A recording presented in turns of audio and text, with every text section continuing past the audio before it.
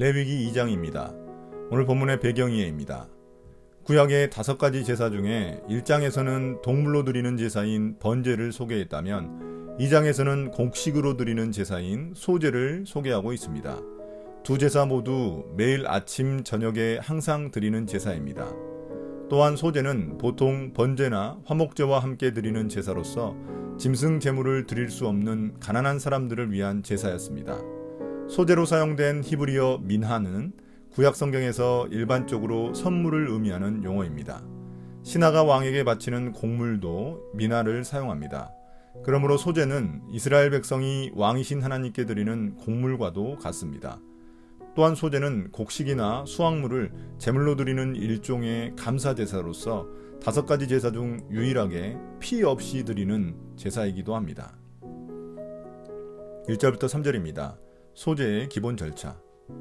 나 주에게 곡식 제물을 바치는 사람은 누구든지 고운 밀가루를 제물로 바치는데 거기에 기름을 붓고 향을 얹어서 바쳐야 한다.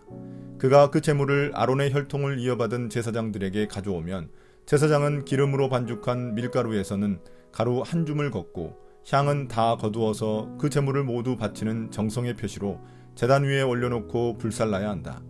이것이 제물을 불에 태워서 그 향기로 나 주를 기쁘게 하는 살라 바치는 제사이다. 곡식 제물 가운데서 살라 바치고 남은 것은 아론과 그 아들들의 몫이다. 이것은 나 주에게 살라 바치는 제물에서 온 것이므로 가장 거룩한 것이다. 곡식 제물을 주님께 바칠 때에는 고운 밀가루를 드려야 합니다.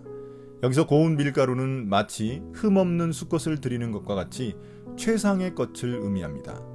이것은 하나님께 드리는 것이기 때문입니다. 먼저 고운 밀가루에 기름을 붓고 향을 얹습니다. 기름을 붓는 이유는 기름이 밀가루를 거룩하게 만들기 때문입니다. 구약에서 기름은 기쁨 혹은 하나님의 영을 상징합니다. 이제 제사장은 고운 밀가루 한 줌과 향을 제단 위에서 함께 태워 향기로운 냄새가 나도록 합니다.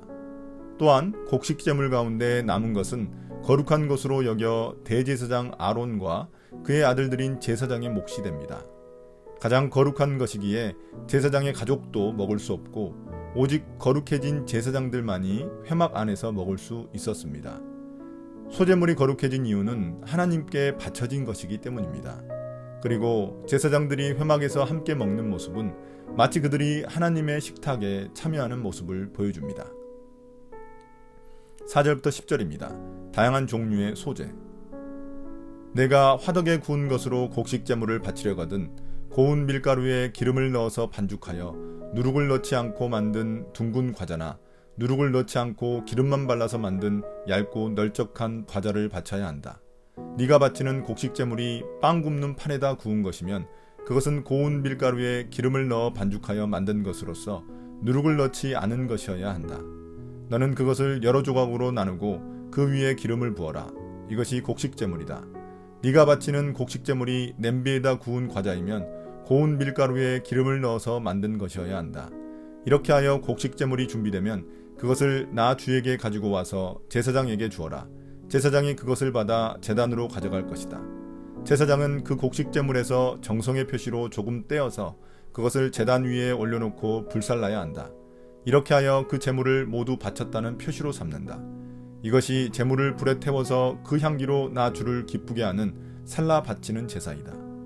곡식 제물 가운데서 살라 바치고 남은 것은 아론과 그 아들들의 몫이다.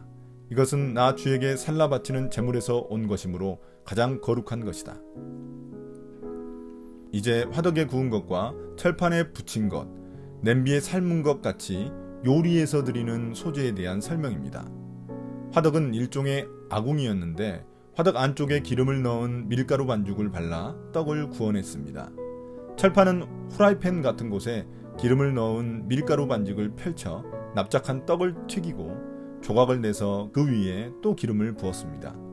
냄비 같은 경우 평평한 냄비에 기름을 넣은 밀가루 반죽을 삶아서 만든 것입니다. 여기서 기름을 넣는 이유는 기름이 기쁨 혹은 하나님의 영을 상징하기 때문입니다. 반면 누룩을 넣지 않는 것은 누룩이 죄를 상징하기 때문입니다. 비싼 향을 첨가하지 않는 이유는 가난한 자들을 위한 배려 때문입니다. 제사장은 이렇게 3가지 형태로 만든 소제물 중 일부를 떼어 제단에 가져가 불로 태웁니다. 남은 제물은 거룩한 것으로 여겨져 대제사장 아론과 제사장인 그의 아들들의 몫이 됩니다. 그러나 대부분 곡식의 양이 적다 보니 제사를 집례한 제사장이 먹었습니다. 11절부터 13절입니다. 소제와 관련된 규정들.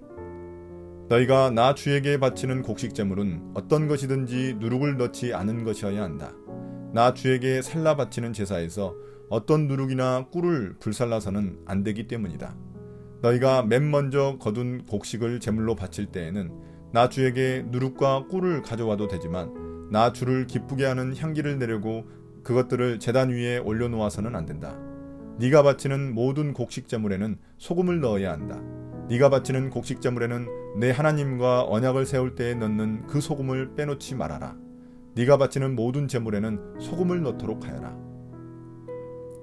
이제 소제에 넣어야 할 것과 넣지 말아야 할 것에 대한 설명입니다. 먼저 넣어서는 안 될 것으로 누룩과 꿀이 있습니다.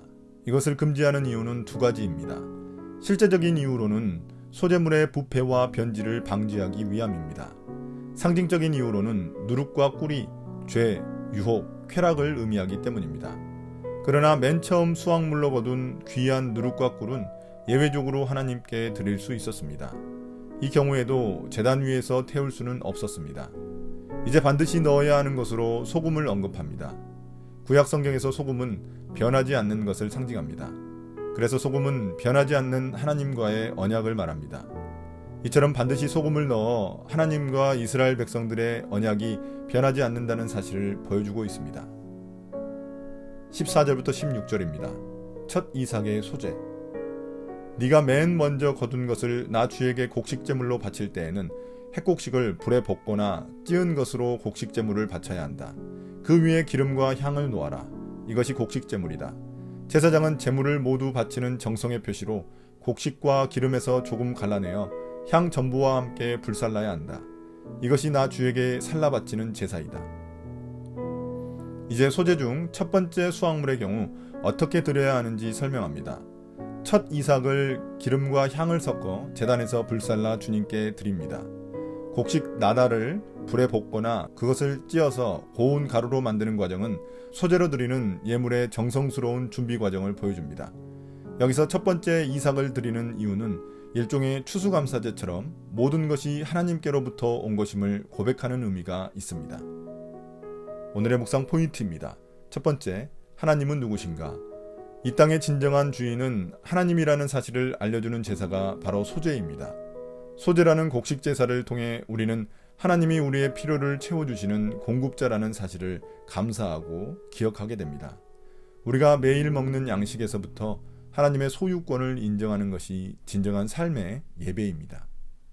두 번째, 나는 누구인가? 소제에 넣지 말아야 할 재료는 누룩과 꿀입니다. 죄를 상징하기 때문입니다. 우리의 삶이 더욱 거룩해야 함을 말해줍니다.